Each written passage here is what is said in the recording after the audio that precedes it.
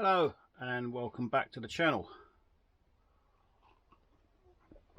Right, so this is the second video this week. I released one on Sunday, and really I wanted to release this one just to confirm that the protest is going to still go ahead. Not sure how many's coming. About 40 of you said you will turn up, and about maybe 8 or 10 more from Facebook said you'll turn up as well. So yeah, I'm totally not sure. I'll just wait on the day. If I'm there by myself, so be it. I mean, I think a couple of friends are going to turn up at least. So yeah, we'll just see on the day what actually happens and what goes on from there. Because I've made the decision that if the bans keep coming and this protest does okay, that if enough of you turn up, that I will take it on to other parts of the country, to other places where they threaten to ban or bring in the bans, and maybe some of the places that are already banned, maybe we'll take our protest there as well. So it's going to depend on you guys. Yeah, so next week, 12th of April, Morecambe, description below of where we're going to be. That's the protest date and place. If you don't turn up, I will re-evaluate whether future protests will happen. They probably won't. I'll just forget about it and go about my normal everyday life, which is what some people have already suggested. So next week will be the decider on what happens from there on, whether the protests continue and grow or whether they just fizzle out and get forgotten. So yeah, either see you on the day or we don't, and I hope to see you guys there. So yeah, what happens if no one turns up and I'm there by myself? So what? I'll protest by myself. A lot of times in life you get left on your own to do things by yourself, so it will come as no surprise. But I don't think I will. I think I've at least got a few people that will back me and will be there. So it'd be nice seeing you guys. We'll have a good meet up anyway. Right, so another thing that I wanted to bring up was that another channel, By the Curb. Now, this guy stays in pub stops and uses sites and stuff like that, and he's brought up on his channel that the councils have started closing the pub stops down. And now I heard this a few weeks back. I don't use pub stops, but a few weeks back someone said to me there was a farmer's field that done overnight stops, and the council closed them down. They used to charge, I think it was £3 a night. And like I said, I can't confirm this because I don't use farmers' fields, I don't use pub stops. But I got this message saying this field had been closed and they only used to charge £3 a night, and the council closed them down. And then I got a couple of other messages saying that this pub stop had closed and this one had closed, and that the council had put that they wanted planning permission for the pub stops, so they were closing the pub stops down. And now this guy, By the Curb, he's put out on his channel that a pub stop that he went to has also been closed, and another one down the road, I think he said, has been closed as well. So if the council or councils are going to start hitting pub stops and all the other cheap stopovers that you guys are using, this protest becomes even more critical that it has to succeed,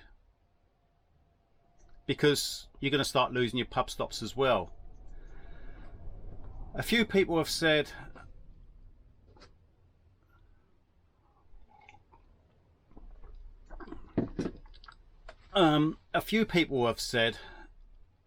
these council run, what do you want to call them? I won't call them heirs, because they're not heirs, because heirs in Europe are free, or most of the authority heirs are free, should I say. And it's the private heirs that have fees added to them. Yeah, heirs in France and Europe and Spain and everywhere else. Authority heirs, or at least when I went, this was about 4 years ago, When I went, all the airs, all the authority run airs were free. You can go and empty your waste, and the reason that they're free is because they don't want people to dump their waste. People, if given the chance to pay or to dump it, some will dump it, others will go and pay and do the right thing. But there are a small minority that will think, I haven't got the money, or I won't pay that money to dump my crap, and I'll just dump it by the roadside or wherever in a bush. It's going to degrade anyway. So the authorities in Spain and France make it free for you to dump your waste. At least your, what do you call it, grey waste? I don't know what you call it. But anyway, it's free. The private sites are not just a place to park. You have a water dump, you have a gated area. Normally these facilities are fenced. You have somebody on site to protect your van or to look after your van so you don't get broken into. This doesn't go for all of them, but I'm just saying a majority of them are like this. The paid sites, private sites. You'll have a shop, you'll have facilities, you'll have electric hookup. The electric hookup will also be included in the costs. Now some of these can range from, I don't know, I saw some for €5. This is going back a couple of years, so probably gone up since then, but between €5 and €30. And the ones with €30, or the ones for €30 tended to have sort of bars, places you can drink, music, and swimming pools on site. And don't forget, in Spain and most parts of Europe, in the summer months at least, you've got fairly decent weather. You haven't got the risk of rain like you have in Britain. Even in summer you even get the risk of snow.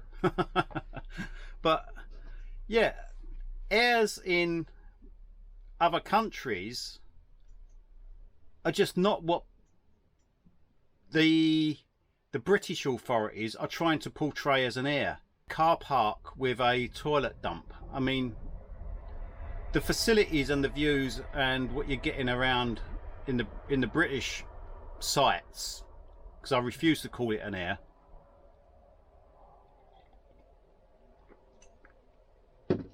are just not the same facilities. I mean, you haven't even got the guaranteed sunshine.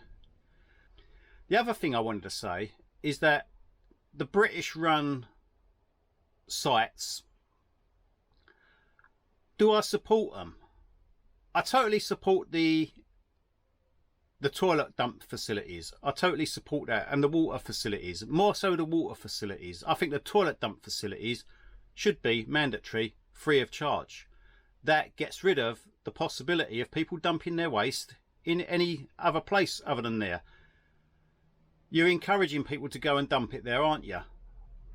If you made it for free. If you've put a charge on it, you're not encouraging people to use it, really. That's my thoughts. Are you getting good value for money? No, you're not. You're parked in a car park. Now, the councils themselves have turned around and said there should be 6 metres between a van. Go back to look at my bit of video. In fact, I'll put it in here. In this small area, there's said to be room for 6 camper vans to park. There's not 6 metres between a van. They've not even given you a metre. So they've made the legislation on us saying we've got to ban you because you haven't got 6 metres of fire gap. But you haven't given yourself 6 metres of fire gap because you know yourself that you haven't got the space, the facilities to do that. And if every camper van parked with 6 metres gap between my bumper and the next car's bumper, somebody will put their car in between that. So you wouldn't have the 6 metre gap anyway. So that's complete nonsense. Anyway, you're getting me on one, aren't you? You're really starting to. Now, I could go on about this all day long. I'm going to try and find some footage of places that you can stop, airs that you can stop. I don't think I paid any of the airs in Spain when I went to Spain.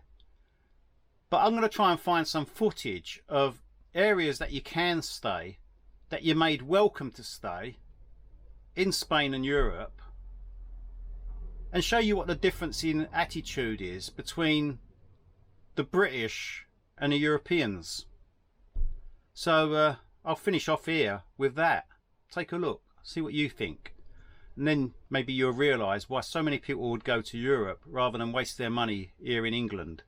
And yeah, I am a tourist in England whilst I'm travelling around England. Thanks for watching.